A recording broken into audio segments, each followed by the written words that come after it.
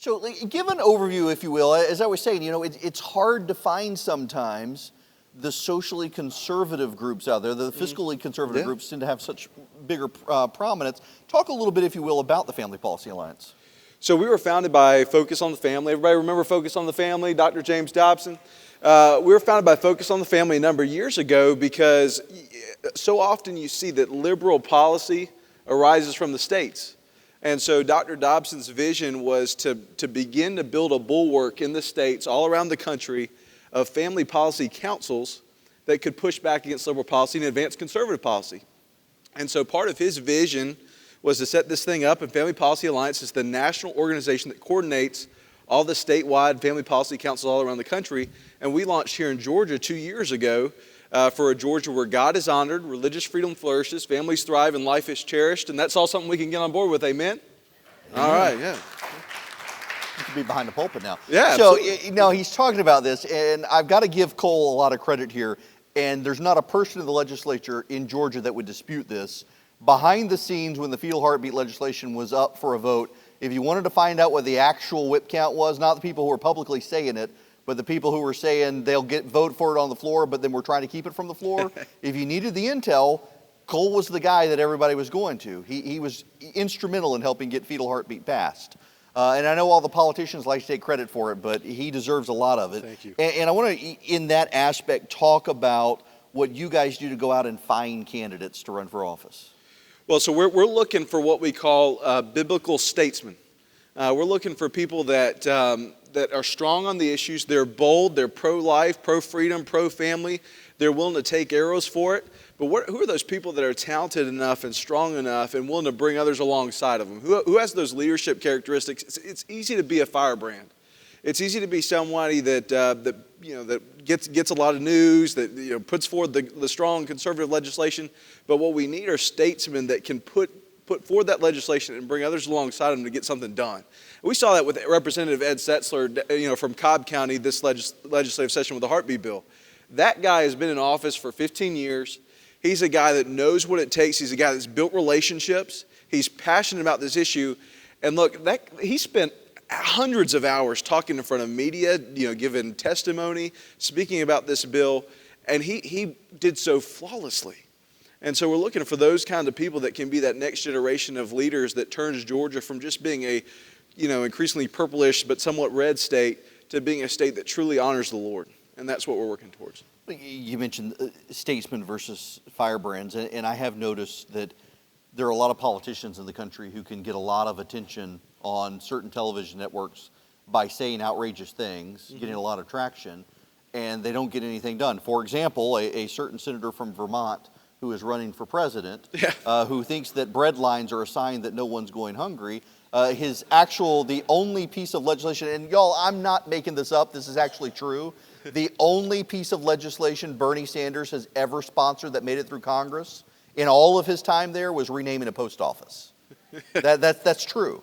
And so how do you weed through and find the guys who they're not just there for the bombast, they're not the talk radio show host, they also want to be the statesman who builds the coalition? Well, personally, I'm fine with Bernie Sanders sticking to naming post offices. I think that's the best use of his time. But we're looking for people that, the reason they're doing what they do is not because they desire to be in public office or see their name in print.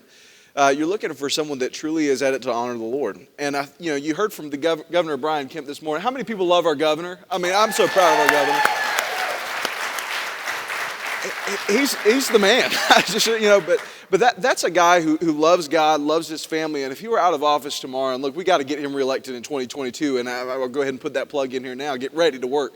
But that's a guy, if he were out of office tomorrow, he wouldn't lose a piece of his identity. His identity is not wrapped up in being governor. And those are the kind of people that we're looking for. As you're interviewing people, as you're talking to people, look for someone who's not scared, who's not afraid, who's willing to be bold, but their identity is not going to be wrapped up in the office that they're trying to seek. And so often, and that's what I love about the Freedom Caucus guys you're going to have on here in a minute. These are guys that they're willing to lay it all on the line, because if they get voted out tomorrow, and Lord help us if they do, but if they get voted out tomorrow, they'll go back home, they'll go serve the Lord in their church, in their community, and they'll love on their family, and they've got skills and abilities outside of politics that they can make money. They're going to be fine. But we're looking for those people, and we've got, politicians get a bad rap, and frankly, a lot of them earn it. But here in Georgia, we really are blessed to have a number of state reps and a number of state senators that just are amazing people. And we're looking, if we can grow those ranks, I mean, man, if we can unleash Georgia in that powerful way, there's no limits for this state. Now, I know we're Georgia focused. You're the head of Georgia Family Policy Alliance, but Family Policy Alliance across the country, so folks can reach out in their states if there is a Family Policy Alliance in their state. Yeah, so we have 40 state-based organizations all around the country, and some of them are independent that are allied with our national organization. Some of them, like us here in Georgia, are officially a part of the national organization. And so there is no movement like it where you can reach into a state and powerfully impact public policy, both through elections. Look, personnel is policy. We can be down at the Capitol screaming and hollering all we want, but if we get the right people down there, that makes things so much easier. I mean, look, we could have used all the lobbying techniques that we had and gotten 10 times more phone calls, but if Stacey Abrams were the governor of Georgia, which she thinks she is, but she's not, if Stacey Abrams were the governor of Georgia, we wouldn't have a heartbeat bill. So you've got to get involved in elections. You can't leave that alone, but you got to have the policy techniques and tools and equipping to be involved. So we have 40 state-based organizations all around the country that not only are doing good policy and elections in their state, but are working to continue to, the state rep that you elect today can be your congressman 8 years from now. And as we continue to push these guys forward, that's powerful. So I spoke at your Statesman Academy, I guess, what was it, last week? It was last week, man. Time flies by. Yeah. Everything's blurred. But there were people I saw from Pennsylvania, from the Dakotas, from Texas, all around the country, there were people there. Talk to me about what the Statesman Academy does. So the Statesman Academy is something that I think really makes our program unique, and I think it's a very long-term thinking that we have in place.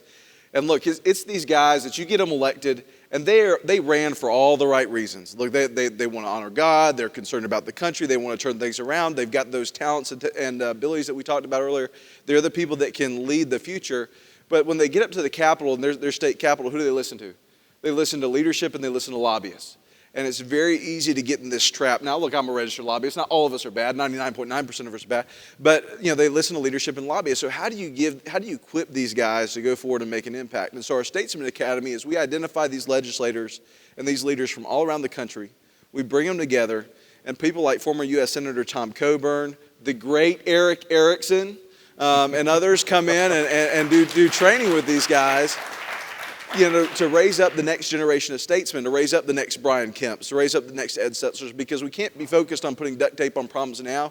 Look, the left has been very forward-thinking. Everything that we're seeing today, all the craziness that we're seeing in the Democrat primary in 2020 and beyond, all the craziness that we've heard from Stacey Abrams over the years in Georgia, that is from decades of planning. And our side has been very bad because, in terms of just retreating and not planning ahead. Our side's been very bad about countering that. So I think the Statesman Academy is a long-term 10, 20, 30-year dividend kind of program that I think makes our organization unique. Congressman Jim Banks from Indiana. Indiana, yeah. Texted me last week. He had a friend who was at the Statesman Academy and how much it has meant to him over time as well. And it's fascinating to me to learn what you guys are doing, having known at the periphery that y'all were around, and to find out how much training goes in, because I hear a lot about conservative groups that are out there training people, and 9 times out of 10, it's on fiscal policy and what do you do to fight to rein in government, but reigning in government from a social perspective as well. It's not that you guys are disaligned or out of sync with some of these fiscal groups, but so often the socially conservative issues get left on the table. I saw somebody the other day saying, we always talk about, people want to talk about policy when it comes to fiscal issues, but suddenly they derisively talk about social issues as if we're not talking about implementing public policy. Well, look, I think there's 2 components to that. First, you can't have a thriving economy without a thriving moral compass. You just can't. That's unsustainable. But secondly, the key thing there is, I lost my train of thought. I've been on stage all day. I've been doing that a lot lately. I hear you, man. But yeah, to have this generation of statesmen, I think is something that can transform Georgia. Let's talk about Georgia specifically, and my apologies to those of you who aren't from Georgia. I know there are a lot of you out there, but I'm really trying to put a spotlight on your organization and the needs in Georgia, because I know you got a great base around the metro Atlanta area. But outside the metro Atlanta area, I mean, what are your needs as an organization? Well, all y'all have checkbooks. We'll take checks today, that's for sure. But we've got to grow. I mean, look, here in the state of Georgia, obviously we're talking Georgia because we're here, the spotlight's here, Hollywood's here. Everyone wants to talk about boycotts, although even the socialists can't keep with a boycott. They're doing a conference here today. But look, we have a number of legislators all around the state that took a really bold stance. Look, I think it's a no-brainer. A baby with a beating heart needs to be protected, but the left is going to come after these folks that voted for the heartbeat bill.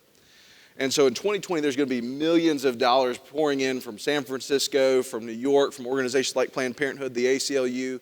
We have to stand with these guys. So our organization is going to be pushing back and at the forefront of trying to fight back and protect these legislators that voted for life. And look, we're going to have to turn around and do it again in 2022. We need to continue to be able to have those resources. Look, the left cares a whole lot about death, and we need to protect a culture of life just as fervently. We also have our Statesman Academy. We're going to continue pushing forward on policy. All those things need resources. So as you have resources, we'd love to participate. We'd love for you to participate in that way. But look, if we're going to have a Georgia where God is honored, religious freedom flourishes, families thrive, and life is cherished, that takes a radical culture transformation. And that's not going to happen overnight. That's not going to happen in an election cycle. And look, like I said, Georgia has voted as a red state before. It's increasingly purplish. But in order to transform the state of Georgia, we have to have an awake and alert body of Christ. And if your pastor isn't preaching about these issues, if your pastor isn't talking about this, if your elders, if your church leaders aren't talking about these issues, if you're not equipped to go out in culture, that has to fundamentally change. And so one thing that we need long term here in the state of Georgia and wherever you're from is we need the church to wake up. We need the church to not be satisfied with just, getting butts in the seats. The church needs to transform the culture. Church needs to be salt and light. And so partner with an organization like ours, whether it's us or somebody else, to transform your church. If the Christian community does what it's supposed to do, if the Christian community is the salt and light that it needs to be, we can transform the country. And look, there are so many disconcerting signs, but the reality is that we have the numbers. We have kids that are coming into our churches every Sunday morning and should be hearing the gospel. We have parents that should be equipping their children 7 days a week. We have more education going on in the Christian community, but we have to speak to these issues. We have to speak to the issues that you'll be hearing when you go outside the four walls of your home and the four walls of your church. And so long term, partner with us or an organization like ours to transform the culture by getting the church to do what it's supposed to do.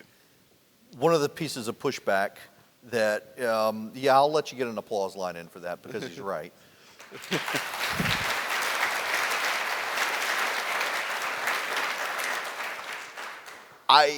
There are multiple people here that I've talked to over the years doing Red State and now Resurgent conferences that are deeply frustrated with the fact that Republican leaders, whether nationally or here in Georgia or elsewhere, they talk a really good game on social issues, but privately think that they turn off swing voters that they need to get elected. I mean, how do you respond to that? Man, you are awesome. It's like we scripted this. So I totally lost my train of thought earlier. I can't believe it. But the thing I was going to say, thank you. Appreciate you. The thing I was going to say is, look, if you're trying to reach communities, look, the thing that we all lament about whether it's the Republican Party or the conservative movement is it often, looks a little monochromatic, okay? If we're going to reach communities outside the normal people that show up at your GOP meetings, reaching communities on values issues, on issues of faith. Look, when we talk about the Hispanic community, when we talk about the black community, those are communities of faith. So when we're able to talk about issues boldly about religious freedom, look, that touches everybody. When we're able to talk about life, that touches everybody. Not everybody agrees with us, but we have science on our side, we have rightness on our side, we have logic on our side, and when people look at that issue over time, the more they're educated about it, the more they're going to be with us. Social issues are not, we need to reframe our thinking. Social issues are not going to be the issues that divide us moving forward. They're the issues that are going to help us grow. They're the issues that are going to help us reach people, not only bring people into the movement, get votes and all that, but as I said before, you can't have a thriving economy without a thriving moral compass. You can't have a thriving economy without thriving families. And so if we're going to turn this country around, not only bring people in the fold to win elections, but bring people in the fold to reframe how everybody thinks and realize that this is a part of the solution for America in terms of civility. It's a part of the solution for America in terms of a growing economy. It's a part of a solution in terms of a law-abiding society. And so we cannot leave social issues at the door. They're the key to winning, and they're the key to turning our country around. And look, I've got 3 kids. I've got a 5-year-old, a 3-year-old, and a 1-year-old, and they're all crazy. Okay, that's why I'm 30 years old. I'm prematurely graying. That's why. But look, I want to leave this country, this state, everything that I have better for my kids than what I found. And to leave these issues at the table, that's what's going to turn this country around. If we embrace these, if we fight for these, and if we're willing to articulate these in our churches. Well, it's interesting you say that because Senator Scott and I were talking about this morning, that increasingly the Democratic Party is run by a group of atheist, progressive, white liberals, rich liberals from the coast, and the bulk of the voting in the Democratic Party comes from socially conservative Black and Hispanic voters, and particularly in the Hispanic community, they have to be the most pro-life demographic in this country. Absolutely. Which I don't think most people realize is that there was a survey. In fact, one of the reasons I decided when she ran for governor to start calling Wendy Davis abortion Barbie was I saw polling out of Texas, a friend of mine forwarded it to me, that among Hispanic voters 18 to 25, they were overwhelmingly less likely to vote for a person whose issue was abortion. Mm-hmm. And you find that across the board within the Hispanic community. Brian Kemp, I think people don't realize, got 40% of the Hispanic vote in Georgia. You get 5% more of the Hispanic vote in Georgia, you will never have Governor Stacey Abrams in this state. And cultural, social issues resonate with both the African American and the Hispanic community, particularly as Democrats become increasingly white, rich, and atheist. Absolutely. And look, he's letting me have some applause lines. Can y'all give Eric a round of applause? I mean, when you have a guy in your state that can frame issues and call people abortion Barbie without any sort of fear and just be able to boldly do it, that can. When you have a guy in your state, and look, this is just a hypothetical scenario. When you have a guy in your state that's willing to call for his listeners to send balls to a legislator, that can really have an effect. I mean, just a hypothetical pretend scenario. When you have that can have an effect. So look, when we're talking about these issues, these are, as our the state senator here that sponsored the heartbeat bill, Renee Underman, she talks about kitchen table issues. She talks about these issues. These are the issues that you talk about. These are the issues that you interact with. And look, people want to talk about pocketbook issues, and pocketbook issues are important. But really, it's the issues that you touch, the issues that matter to you, the issues that touch on your heart.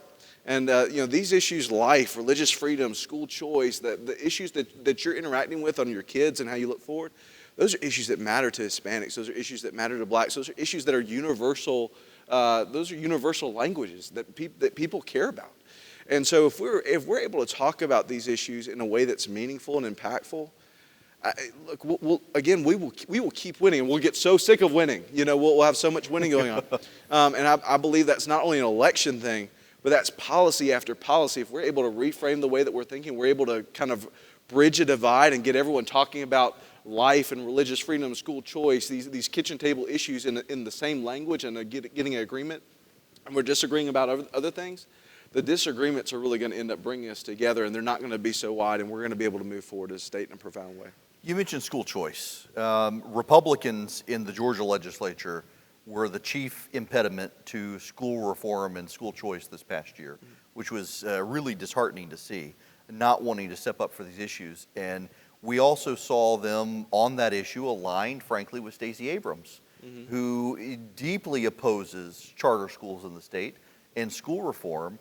And yet we're continuing to fail in this state and in other states. We're continuing to fail Black moms, single moms, whose kids are at home, whose dad's not there in the inner city. I hear from these ladies who call all the time that they work 3 jobs to keep the family together and their schools are failing, their kids aren't getting the education. It seems like while Democrats are saying that letting illegal aliens vote is the new civil right, that actually letting Hispanic and the African American communities pick the schools of their choice to get their kids a good education, that should be the new civil right. Yeah. I mean, let's be real. I mean, look, there are a whole lot of people in the state of Georgia, a whole lot of establishment Republican crowd that are upset they had to vote on the heartbeat bill. Look, they're upset about it, and they'll blame people like me, saying, "Hey, look, you cost us all these votes." I think, and you look at polling consistently, That's going to win more seats than it's going to lose, frankly. But it's cowardice like refusing to help black mothers, black children. School choice is the language of opportunity. And when you're too cowardly, when you are more afraid of the public institution than doing the right things for kids and their families, that's what's going to cost you elections. And so we had a number of people, as you said, that were so scared of the education institutions. They put institutions over kids and parents, that they voted against educational savings accounts. We've had holdups on TBO legislation here in Georgia, which allows homeschoolers to be able to participate in extracurricular activities at their local public school. That's a no-brainer. If you're from outside the state of Georgia, almost certainly you have TBO legislation in your state. We've had holdups on school choice because of cowardice. And we have to radically transform that. Look, you talk about it's for the children. School choice is an easy for the children solution. That's not a handout, that's a hand up. That's giving everybody an opportunity to succeed and to thrive. That's empowering parents, giving kids the tools they need. School choice is a no-brainer, and that's something, look, if you're here in this room, and one of the things I love about Eric and his audience is that you take not only what's said and you think about it, and it's an intellectual thing, but you go forward and you take it into action. The teachers and the unions and the institutions of the education bureaucracy are going to do everything they can to stop school choice legislation. If you going forward will commit to calling your legislature and demanding it, that can have a profound impact. So I'm asking you today, as we deal with school choice, and I think we have a very pro-school choice governor and lieutenant governor, get engaged, make phone calls, engage with your legislator, demand it, because it's what's good for kids and parents. I want to ask you about the lieutenant governor, because one of the things that he did, which is just unheard of, is he brought up a vote and they didn't have the votes for it to pass. Mm-hmm. And he got the Senate on record, which is unusual. I mean, for those of you who don't know, typically what a majority does is they don't bring legislation to the floor unless they know they can get it passed, because they don't want to make their own majority members have a difficult vote when it's not going to go anywhere. And so we had school legislation this year, and the Lieutenant Governor, Jeff Duncan, here in Georgia, put it up for a vote and forced Republicans to vote for it and show that it was Republicans who were causing the problem. Well, I mean, and the reverse is, the opposite is true as well. I mean, the Democrats had to vote for it. They had to say, look, we care more about the education institution than kids. So they're talking about, the Republican Party's keeping us down. Look, you did have 25 Republicans. I don't think you had any Democrats cross over to vote for ESAs that voted for that legislation. You had other Republicans that chose to be more scared of and kowtow to the education institution. But look, you brought up the Lieutenant Governor. I love our Lieutenant Governor. And this is the kind of thing that can transform culture under the Gold Dome. Transform culture in your state. And look, if you've got elected leadership in your state, you're outside the state of Georgia, demand this kind of thing, because this is what transforms people. Force people to take a vote. Force people to take a stand. And that's one of the things that we've seen the Republican minority do relatively well, or majority do, is when they've forced the Democrats to vote on things like the Green New Deal. Show where people really are willing to take a stand and draw a line. And by causing a vote on ESAs, which is contrary to, as you said, the way things had always been done, that showed people where their heart really is. That showed us, who's with us, who's going to be more scared of the education institution, and where we really need to focus our efforts moving forward. So, I'm going to go there. Okay. You're talking about cleaning up under the Gold Dome. The speaker issue. Uh-oh. Yeah. We might as well. So, listen, I know those of you who live in Texas are perpetually cursed with garbage speakers of the House. We seem to be in the same boat in Georgia, so you're not alone. We have this situation. Let me explain this to those of you who aren't in Georgia, or for those of you who are in South Georgia who your local media hasn't covered the situation. We have a Speaker of the House in Georgia who was able to help change legislation several years ago in the state so that the Speaker of the House could perpetually delay cases from ever going to trial. And essentially, whether he did it by thought or otherwise, monetized this, where as Speaker of the House, people could come to him as criminal clients, and he, as their lawyer, would ensure their case never went to trial. And these cases are starting to come out now, where, for example, there was a 13-year-old girl who was raped by a pastor, staying with her family. She's now 20, and the man has only just now pled guilty, but the case went on for so long that he will get no jail time. There's a woman whose boyfriend abused her, who actually told the paper that he knew if he paid the speaker that he could get his case dragged out. And this has been happening not just in criminal cases, but civil cases. It's been happening for a decade. It's notorious in North Georgia that if you want a case to never go to trial, you would hire the speaker. Now, the law was supposedly changed, supposedly. Some of the people who were highlighted, he's pushed their cases now to go forward. And we're revealing now, for example, the pastor finally confessed that, yes, he did inappropriately touch this girl when she was 13 years old. These other cases are going forward, and yet we have a number of Republicans in the state who are standing behind the speaker, not asking him to leave. And my personal view is that the Democrats are going to weaponize that issue in 2020 when they only need to pick up 15 suburban seats in the state of Georgia to take back the House, and then they get to draft the legislative lines after 2020. And yet our Republicans aren't doing anything. And this issue deeply frustrates me. It does, really. I have no idea. Apparently, Eric thinks I've got too many friends. He wants me to lose some today.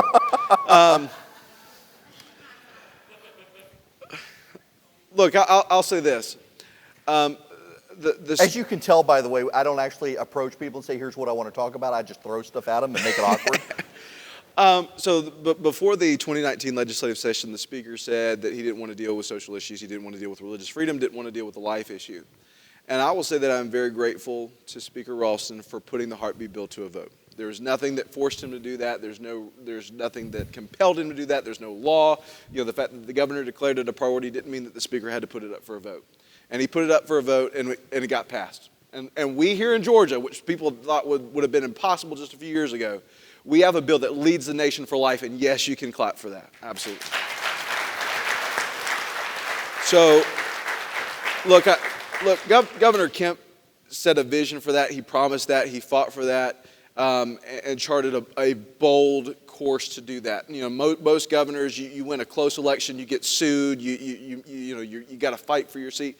They don't then turn around and do something that's really conservative. And Governor Kemp was willing to do that, and I'm just so thankful for him. I could talk all day about what a great man he is. Representative Ed Setzler spent 15 years in office.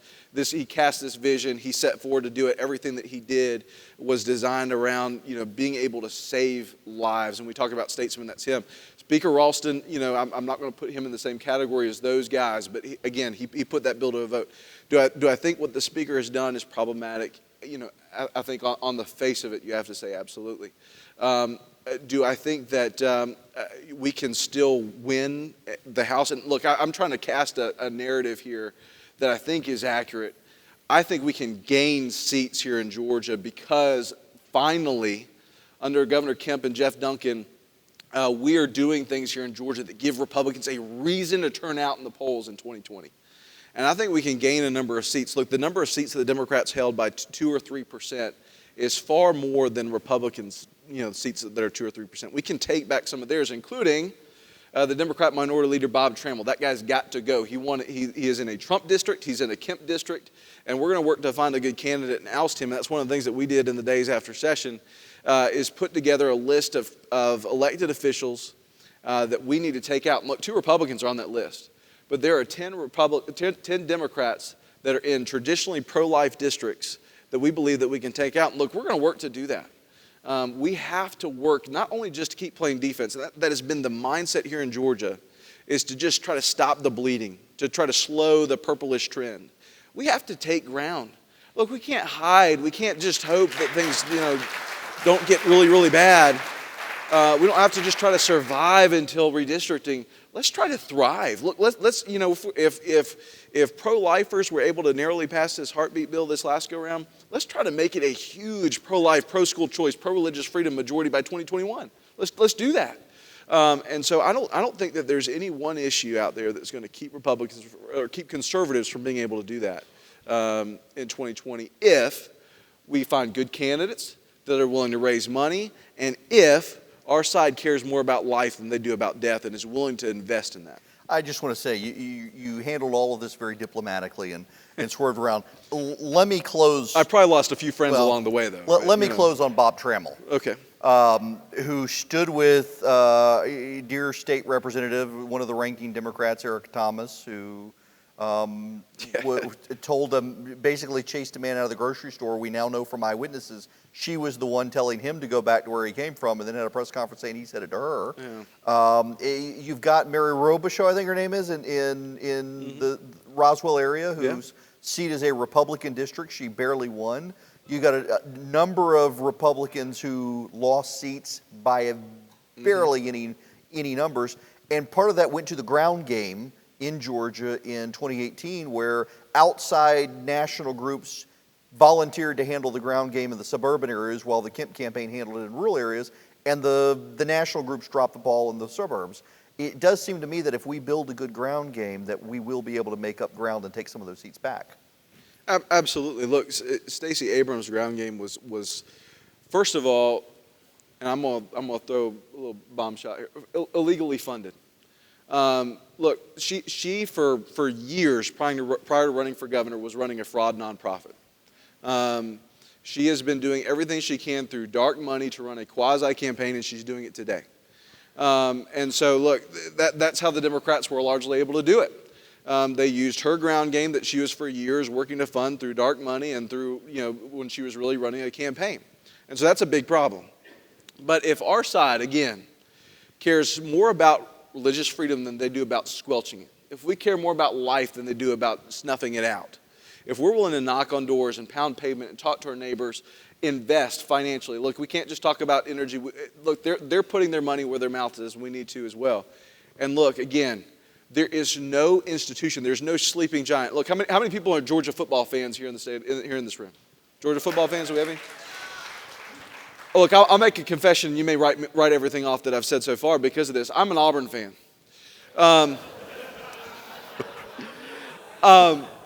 Now, wow. I will say this. He's wearing purple socks, folks. There is far more high school talent in the state of Georgia than just about anywhere else. And so for years, Auburn fans, prior to Georgia hiring Kirby Smart, referred to Georgia as the sleeping giant. Because the moment that Georgia hired a coach with the same level of energy as the University of Alabama or USC or whatever, Georgia, because of its stature in the state, because it, no offense to Georgia Tech people, because it is the singular football powerhouse in the state, in a super talent-rich state, it was a sleeping giant. The moment you put the pieces in place, Georgia was going to awaken to be a national title contender, and that's where we are. And my football program has a potato for a head coach, and we're never going to get anywhere. But Georgia is an awoken sleeping giant. That is the church. The church has people that are filling its pews. They have people that are willing to give money. They have people that have supposedly a set belief system and creed, and it is a sleeping giant. There are people that are not, the pastors are not speaking out, the elders are not speaking out, the leaders in the church are not speaking out, and the church is talking about things, maybe from a theological perspective, but they're not engaging culture in the way that they should. And the moment the church does that, we'll never lose another election, and we'll never lose another policy fight.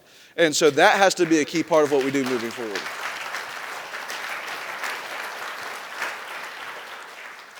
So if folks wanted to find out more about what you're doing, where would they go? They can go to fpaofga.com. You can also go to familypolicyalliance.com/Georgia. But fpaofga.com is a little bit quicker. And the donate button is very clear right up there on the top.